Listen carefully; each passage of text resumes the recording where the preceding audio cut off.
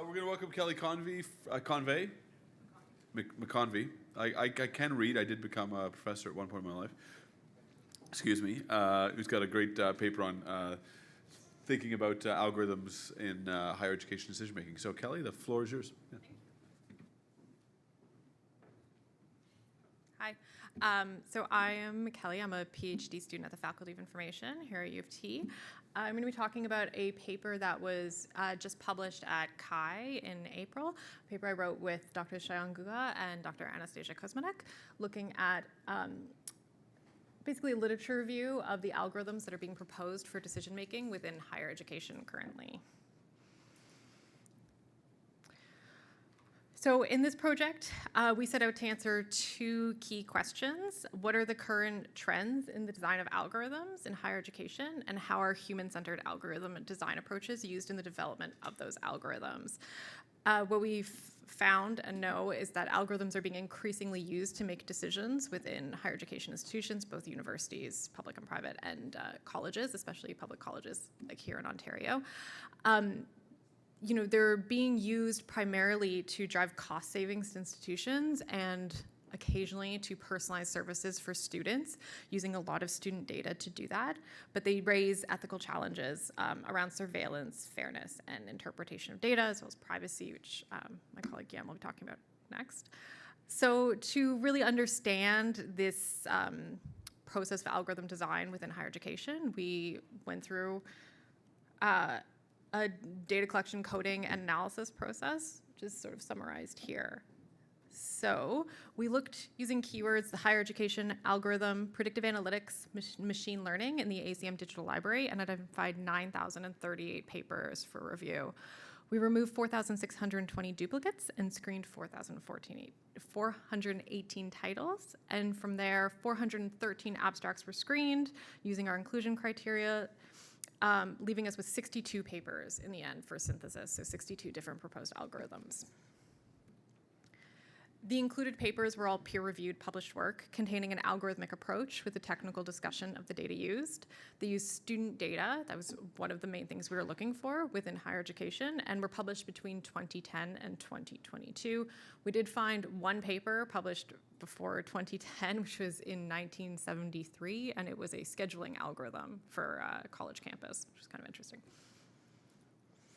So the papers were reviewed for their statistical approaches or machine learning models, the target outcome variables, and specific types of input data. And then we created coding categories from the results. And then to analyze the papers in the context of human-centeredness, we deductively coded each paper for the dimensions of theoretical design, participatory design, and speculative design, adopting Baumer's human-centered algorithmic design framework.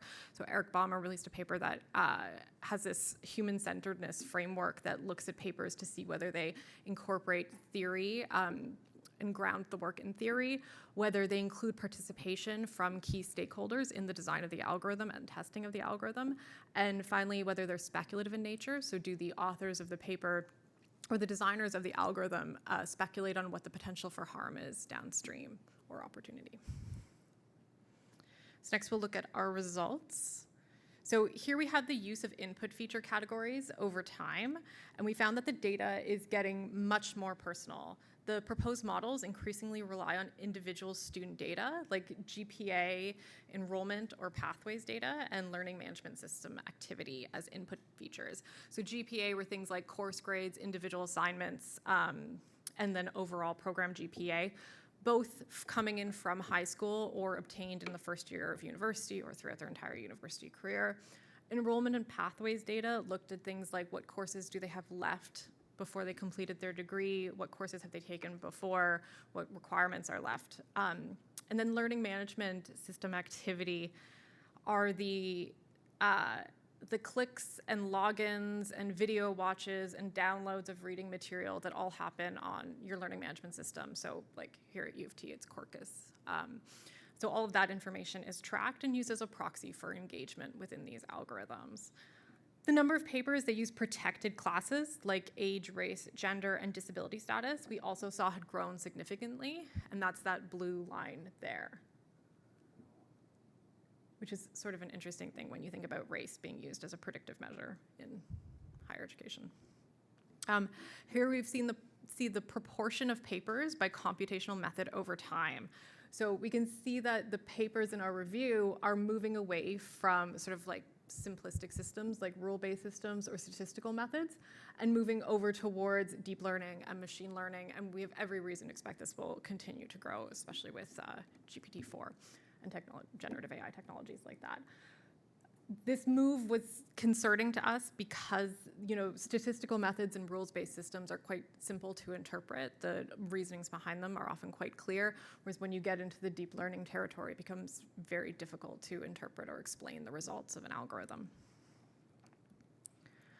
Our results also showed a significant trend towards models developed to predict student success, and more recently moving significantly towards institutional planning and advising. We found this to be a significant change because retention and grade prediction models, while problematic, which we can discuss, they do only provide insight to staff. But advising and admissions models are actually making the decisions for staff. They're replacing staff decisions with algorithmic decisions. So it's not just providing information that decisions can then be made on, but actually being the final end of that decision-making process. Here's some sort of key highlights from this table. We didn't find any strong relationship between the goal of the model and the input features. So for example, grades are used as predictors of every target outcome. To us, that showed that there wasn't sort of a critical lens on the input features being used to reach a specific goal by the model developer. And we did find some unexpected uses of input data, things like student demographic data being used to predict grades. So if you think about that, that means that a student's grades are being predicted based on their age or race or postal code or, whether or not their parents completed university, things like that. In one particular example, there was a retention algorithm predicting whether a student would complete their degree program that used family land ownership as one of the input variables for it, which is kind of interesting. The papers also included basically no discussion of the feature selection process. So it's completely unclear how they went about choosing these features or what the input variables would be. In conversing with the people designing these algorithms, which we're now doing as part of a secondary project, we find that often it's, here's our data set, can you do AI to it? And then developers work to develop a model from the data that's presented to them. It's not sort of with a problem in mind that they then seek out the data for. So our review also considered the design through the human-centered algorithm design framework from Boehmer, as mentioned, and the results were really sparse. 7 papers of our 62 in total used dimensions of human-centered algorithm design. No papers included all 3 dimensions, and only 1 paper included more than 1.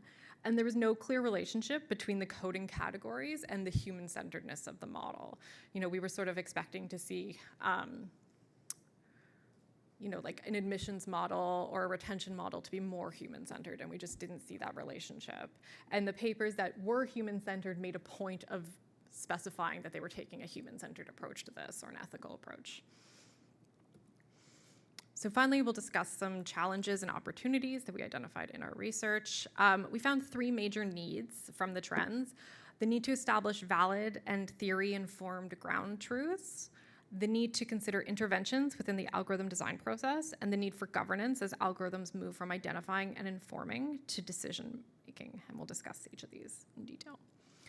So we found a growing trend toward the use of learning analytics data as input features, meaning that the things that a student does on their online course shell or their learning management system are used as input features as a proxy for whether or not the student is engaged. So within these models, the ground truth is that a student who doesn't finish the videos that are posted by their faculty member, or doesn't download the readings in a timely manner, or logs in once a week instead of once a day, that those students are less engaged than other students. And then that will trigger, through this algorithmic decision-making process, interventions for that student. And so basically the idea is that the way you interact with course content is correlated with student interest and participation. Since we've published this paper, we've actually done a pilot study a pilot ethnography where we talked to some students about the way that they use their learning management system. And While some of them, these were PhD students, so they were sort of aware of what data was collected because they interact with learning management systems themselves as TAs or in other ways, they assumed that that data was collected as a reflection of the faculty. So am I interacting with the course? If I'm not interacting with the course on an LMS, that means that the course is poorly designed, or the LMS is clunky, or the faculty isn't posting relevant materials. The assumption from students was consistently not about them, that their interaction was a reflection of the course design in some way. But that is not how it's being used. Overwhelming in the literature, their interaction with the LMS is seen as an indication of their engagement and their dedication to their schooling. And no paper has questioned this assumption or supported it with any kind of educational theory. There's virtually nothing out there that says, LMS activity is a valid proxy for engagement. This is just an assumption from people designing models and higher education administrators. We also found there were many different types of LMS activity, and there was no discussion in the papers of their differing predictive power. So whether you view a video or participate in a forum discussion, the assumption is that those could have potentially equally predictive power on how engaged a student is. LMS activity is impacted by many factors, including technological ones like interface design or privacy, and the combination of the learning management system, the instructional design, and the course type create different student experiences, as we're all well aware, and subsequently influence student behaviors online. But this relationship wasn't questioned at all or built into the models at all. There was no control from course to course. So it treats each course, no matter how it's designed, equally within the model.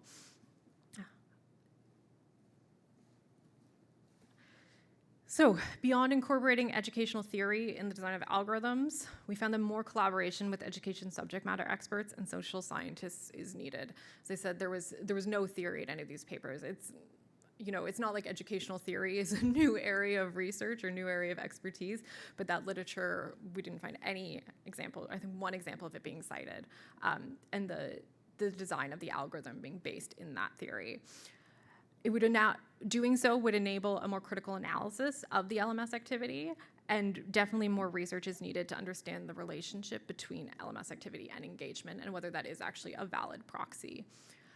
Researchers also must consider how the features of their algorithms align not just with the target variables, but also with the greater goals of the institution and the available interventions. So you can put all of this data into a retention algorithm, and it'll come out and say that the student is unlikely to succeed. And then the intervention available from that institution is likely an email from some sort of advisor or support person, maybe an actual personal email, or maybe a formulaic email that's sent automatically. But there's no sort of connection between what was the specific input that caused this and the intervention offered. So, as an example, maybe the student isn't logging in because it doesn't work on their mobile phone.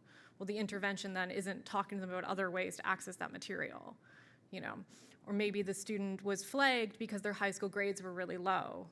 And the intervention, again, is just the same formulaic email about connecting them to probably workshops or online resources that they can access with no sort of understanding of the context towards what their high school grades were.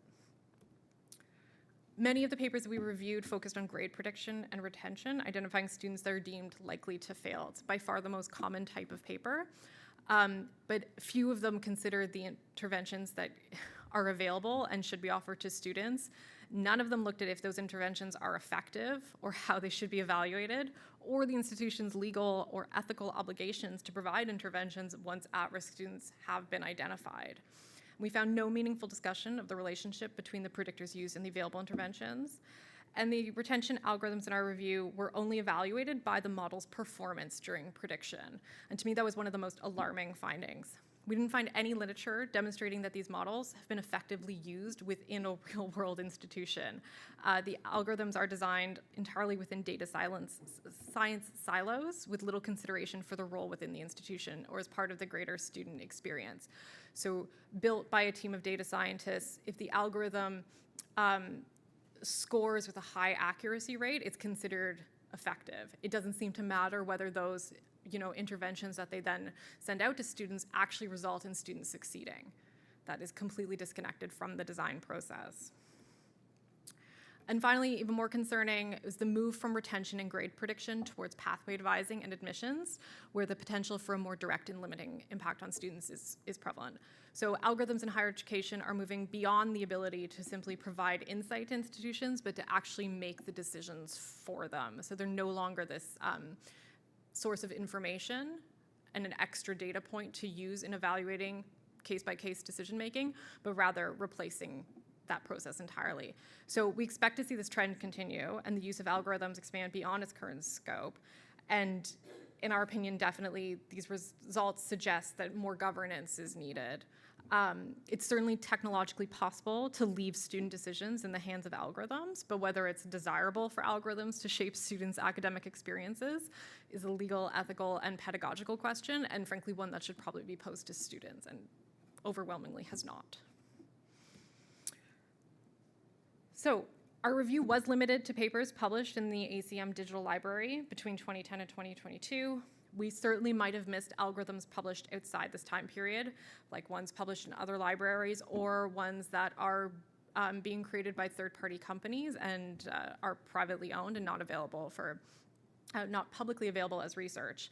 Going forward, we plan to work with stakeholders in education to better understand how these algorithms are being implemented in institutions, and also to seek a better understanding of the connections between input features and the proposed interventions and the relationship between LMS data and student engagement. So the paper is available. It's actually been published at CHI, so you can read the whole paper online. And there's Shayan and Anastasia, both of whom, Shayan wishes he could have been here today, but he's off sick. But I recommend following both of them to see the other work that they're doing in this area. And just as another point, so we've started the next paper in this process where we're actually, we're conducting currently an ethnography of 40 different stakeholders at a public college. So we're talking to all the way from students to VPs and the president of the college to get an understanding of all of the processes and the ways that the data connects them. So I'm happy to answer questions about that as well and see what people are actually saying. Thank you. Thanks very much. Questions? He has a question? Go ahead. Yeah. Hi, thank you so much for the talk. And as a student, I definitely feel this to some extent, especially using the corpus and stuff like that. But my question is, like, to me, a lot of some of it seems to be if we can get more student representation in the decision-making process, whether it be stronger student government or some kind of public discourse, it seems to be able to have like a beneficial effect on the process. Do you think that will help, or do you think it's, even with that being the case, is still very much like a technical problem, or like the whole decision-making process that's already in place that's going to create some further issues? Yeah, that's a great question. I think it's both. I think ultimately this is one of the end results of seeing a system move towards knowledge capitalism. As higher education institutions strive to make more money, they're looking to save on costs. And this has, for some reason, been flagged as an optimal way to do it. I'm not going to speculate on the reasons why. Well, maybe I will. Honestly, I think consultants in higher education probably have a really large role to play in the automation of decision-making processes. But yeah, so the role of student government is important. If I were going to give you a playbook on how to, stop this, I don't think you can, but if I was going to, I think the role of labor unions is going to be pretty huge. TAs, faculty are largely organized and have representation, and I don't think faculty want this any more than students do. And we're starting to see these tools being used for faculty decision-making as well, like hiring decisions, monitoring, those kinds of things. In one of our interviews, a faculty member got a phone call from their supervisor or from their chair that they needed to formally put in their sick days because they'd been off sick and they hadn't disclosed that. And the way that the chair knew that was because they posted an announcement on their LMS saying that they were off sick for a couple of days. And clearly something had flagged it and sent a message to their supervisor. So, I don't think faculty want this any more than students, and I think faculty are in a bit more of a power position. to fight it. So yeah, if I were going to give students advice, I'd say, align yourself with the labor unions that are already doing some of this work. We're seeing like the writer's strike in the US right now. That's one of their sticking points, right, is the use of ChatGPT for script writing. So yeah, but thank you. Yes. Have you? Thank you. I'm assuming you've read Kathy O'Neill's Weapons of Math Destruction, Yes. and she talks about how these kinds of algorithmic decision-making processes overwhelmingly target, non-traditional, say in quotation marks, teachers and students and things like that. How much? This is the first that I'm hearing about this. How many faculty members know about this? Very, very few. Oh my God. In our interviews with faculty so far, so many of them were like, I'm a robust user of the LMS. I fully built out my course. I'm really proud of it. I look at the tracking data. I know everything that's in there. And then as part of this ethnography, we actually show them the tracking data. And they're like, oh, I didn't know that page existed. And it has their own information there too, right? It also shows how often they've logged in or how long they stayed logged in for and those kinds of things. So, Wow. And they don't take into account the fact that it's just not effective. And the website itself is just difficult to use. And no. There's virtually no criticism I've seen from any sources of learning management systems, which just are the boycott. I mean, everyone in this room has used a learning management system. They are terrible universally, and yeah, no. Wow. Thank you. To Paul.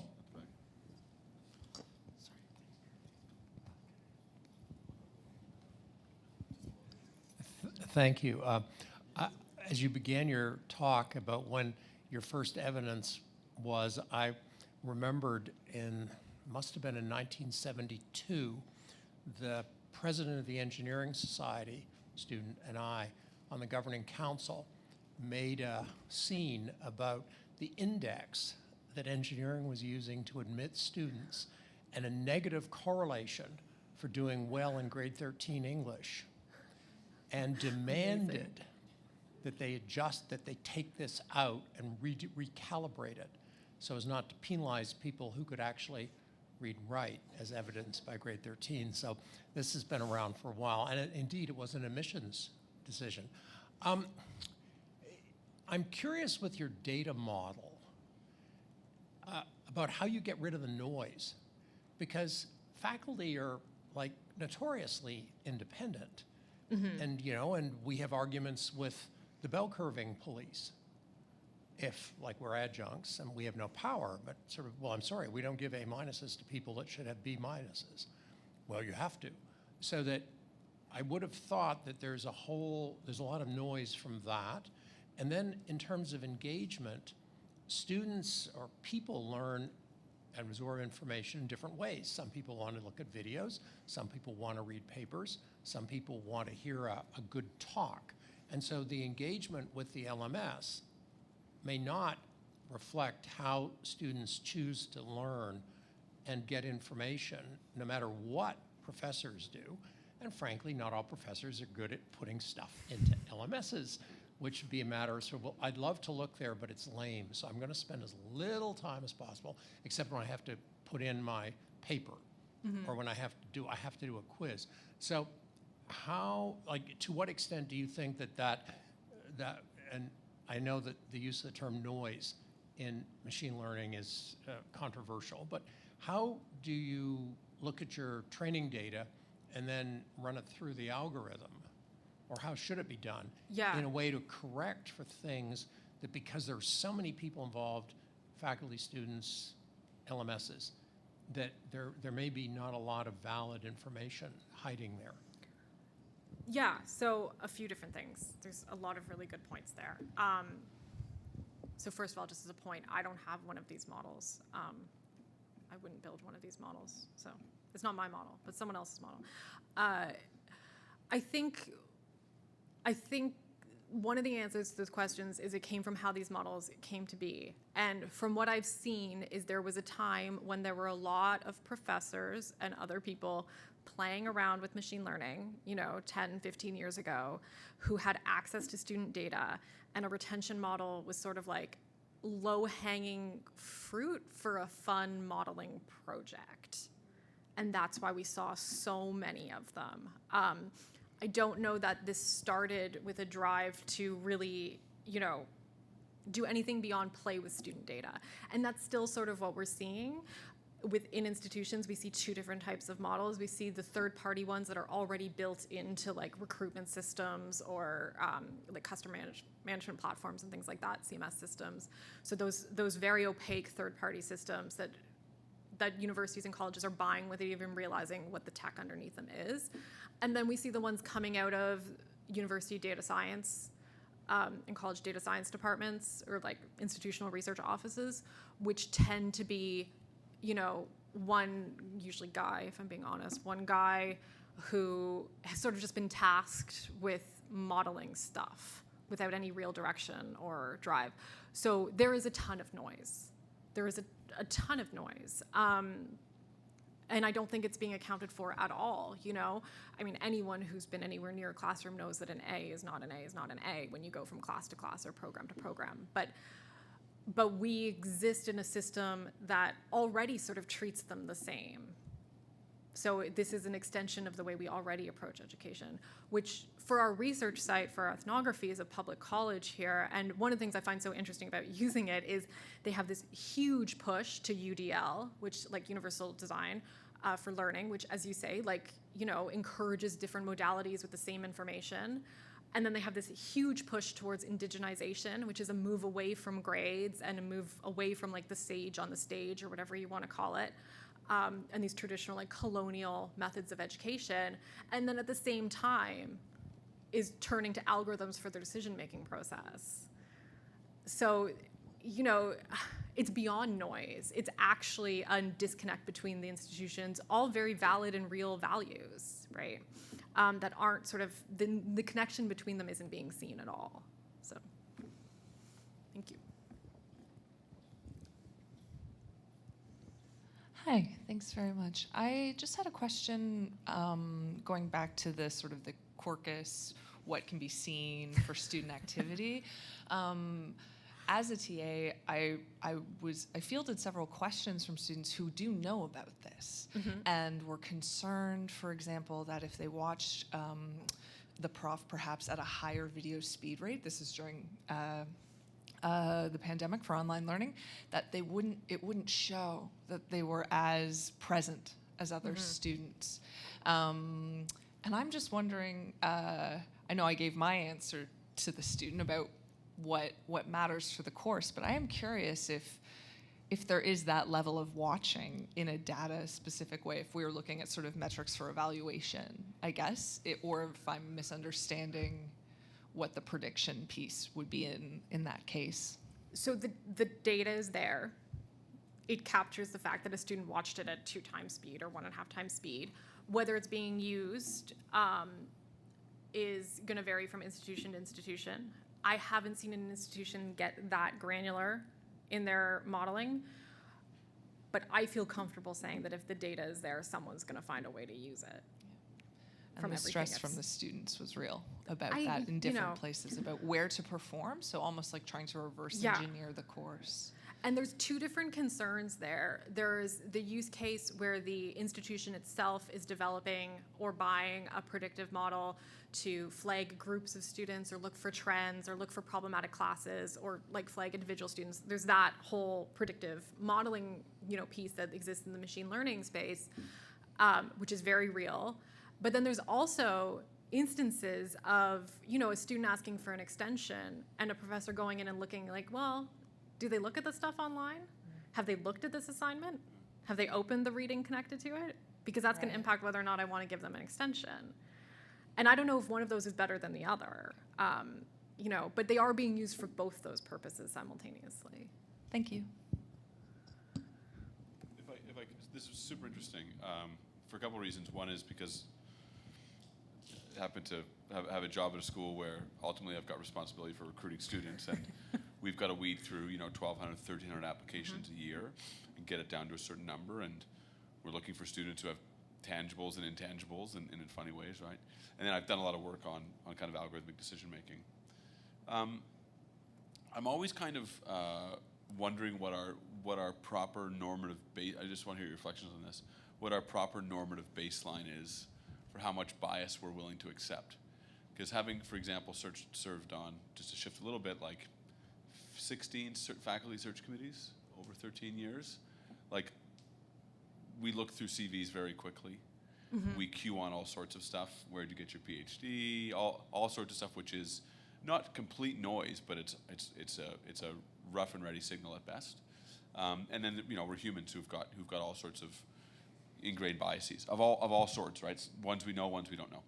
So I'm just wondering, how should we think about what the proper normative benchmark here is for the kind of information we should be looking at, and the degree to which these algorithms can bring us close to them or bring us farther away from them? Because it clearly can't be that just relying on algorithms alone is bad, right? Because we're using them all the time, and there's any number of other heuristic shortcuts we're using which are completely analogous to algorithms. So what's your sense of where we establish the correct normative baseline on this?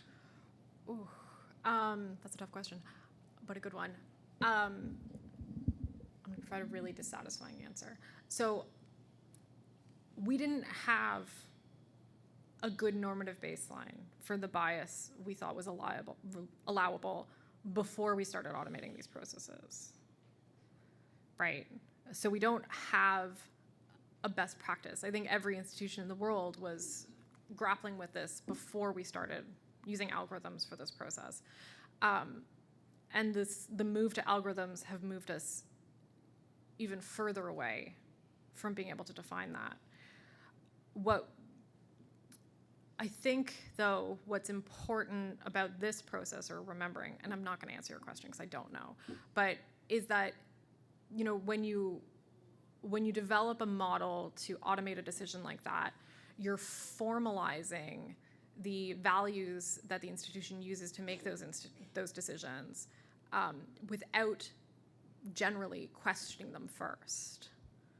So they automate the decision based on all of the historic data for admissions, for example, without questioning if that data was the future they want to see for the institution. Not necessarily. I mean, you've implied we're using a learning algorithm there, right? That what they're doing is saying what's worked before, and then they've got they're taking some averaging out of it. But it could be that actually, just to be, because this is really important, it could be that instead what they're doing is they actually are not actually using data from the past, but they're using beliefs. And that's something different, right? They're saying, okay, I think we should take students who have had this grade as a threshold. Where does it come from? It just sounds, 75% sounds good to me. You can create an algorithm that says that, right? We just didn't see any. Okay, yeah. So they're using completely, they're just learning the whole way through. Yeah. Is it normatively different? Is it normatively different if they're not doing that? If they're actually just creating decision rules themselves? I think it would be so case by case.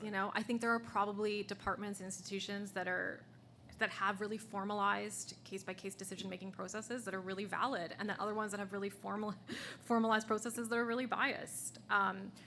What we do know is that the impetus for part of this move is to offload the responsibility for that decision. Now you don't have to point to Joe in admissions who made this decision. You can point to your anonymous algorithm that screwed up. So yeah. That's interesting. I think too, this point that we should avoid tools because they're automatic or because they do things faster, just for the sake of not losing a job or whatever, is ultimately going to be a failed model. We do need to be able to not just know how to use these tools, but how to build really, really good ones. And I think what you've highlighted here is that the building part is not strong. So they've created something here, just let it go, and it's basically running against a flawed LMS system that most people don't like. And so it's just counting random things, and then people are saying, AI made the decision, it's math. That this is really a big human problem that is more about design than about just should we use this kind of thing or not? Am I wrong? No, I think you're absolutely right. Yeah. And I think we're going to see things like, high schools use LMS systems now. When is your university going to get access to the LMS data from your high school? Because that's not far off in the future. And does anyone in this room want their university to have made their admissions decision based on whether or not they read their readings in grade 12? Well, and you may have compulsion from school boards down, universities down to school boards, right? If your students want to get in, Yeah. you've got to send us this, right? Yeah, and it's altering students' behavior too. Like when we were talking to students in our pilot study, the PhD students, these are PhD students who've already gotten into the program where grades aren't really high impact, but they would still download their readings at the beginning of the week because they didn't want their professor to perceive them as having downloaded at the end of the week. Like, so it is altering the way students are engaging with material. It's got this sort of like panopticon effect, right? Where just knowing that you might be watched is enough to change the way you learn. While we also simultaneously are doing UDL and saying everyone learns differently and we should develop all these materials in different modalities. So, yeah, but I'm not advocating for the end of these tools. I don't think that's realistic. I'm advocating for the better, more participatory building of these tools. Like I want to, personally as a researcher, I want to know what students think is a measure of their engagement in a course. Like it never occurred to me that these tools could be used to judge the effectiveness of the delivery, right? And then every single student I talked to was like, of course that's what it is. Of course the LMS, the way I use the LMS is related to the way it's designed. But me and a whole bunch of data scientists, that never popped into our heads for some reason. So. Yeah, thanks. I think I have a comment and then a question. So the comment I think from other comments here is that this becomes a tyranny of the normal because it feels like this becomes the normal now that you have so much data being collected and it's okay to optimize towards performance and productivity and output and profit. And what we forget, I guess, that this is an educational context with its own values and purposes, that it's not about making money. It's about actually enriching the experience and making sure. And I guess there are arguments, different ways, but I think that with more tools introduced like this into this context, it becomes much more difficult to, quite easy to forget about what are we doing here? Like we are actually. So the question was more towards, the hiring part and comments around that, and have you noticed in your work and maybe in your follow-up work on how students or anyone else participating in this process can gamify it? So, or it's like essentially a cheat, and that reminded me that I think Google used sometimes some kind of algorithms and people were putting keywords in a white font, so they won't actually see it as a person, but the machine learning algorithm will pick it up. So I wonder if students or faculty themselves actually do that.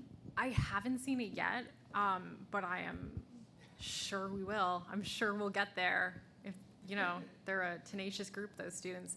And just to that point, one of the things that I love about this group is that generally these things are targeting undergraduate students who are there for 4 years. So you care passionately about this for 4 years, and then you graduate and you don't really care anymore. So it's really restructured the power dynamic between an institution and a student, but students aren't around long enough to continue to advocate for it, right? So it's very hard to regain some of that power back when you have this constantly changing group. Like we talk about students like they're one thing, but every year they change, the group changes, so. I was wondering if there's any study of change over time, because like with these things, say something like retention, and let's say that family land ownership turned out to be statistically significant in one research, and then a couple of years later it's not. That could either mean that the university did something to address the gap, or that they are no longer even, like, say, that they are going the opposite direction of sort of completely ignoring, like, students whose families don't have land or something along those lines. I mean, I'm just making it up. But like, so is there any study of change over time and whether variables sort of become more or less relevant over time? No, I mean, like the best thing I can think of to describe a lot of these algorithms are like hobby projects, like one and done. You have access to this data, so you made the model and then you kind of washed your hands of it, is from what I've seen. I'm hoping we start to see a change in that. And not only the example you were giving, but I'm also concerned about the fact of what happens when these models become recursive, right? Like they're destroying their own data set over time.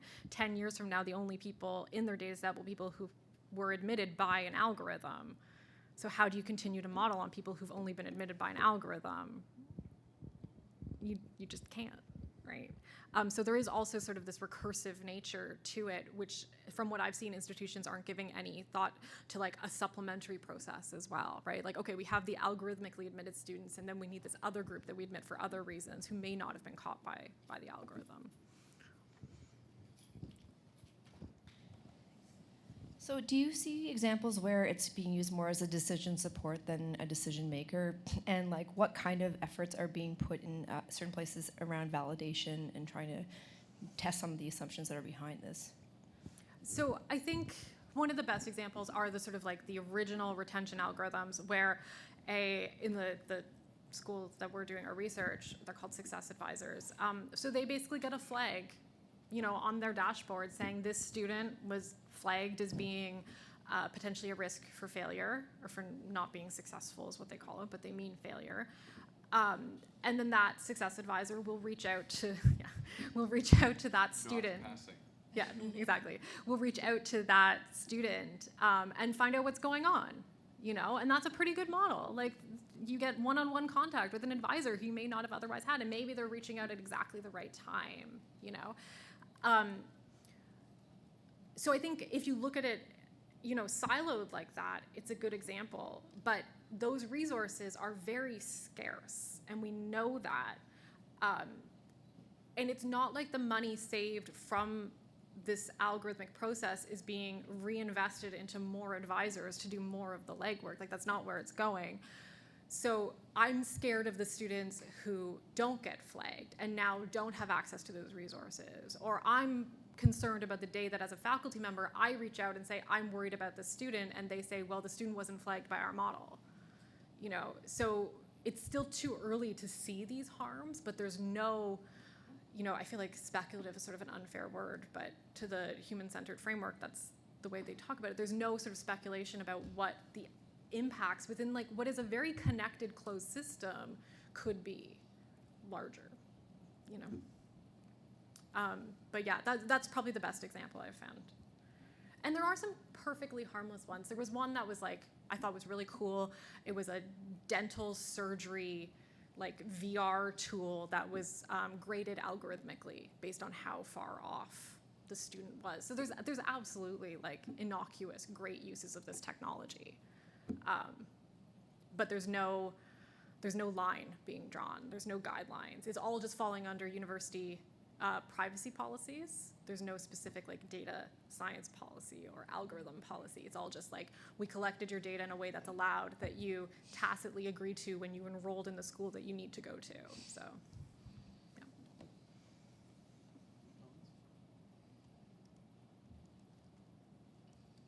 So thank you very, very much. Fantastic. Thank you. Yeah.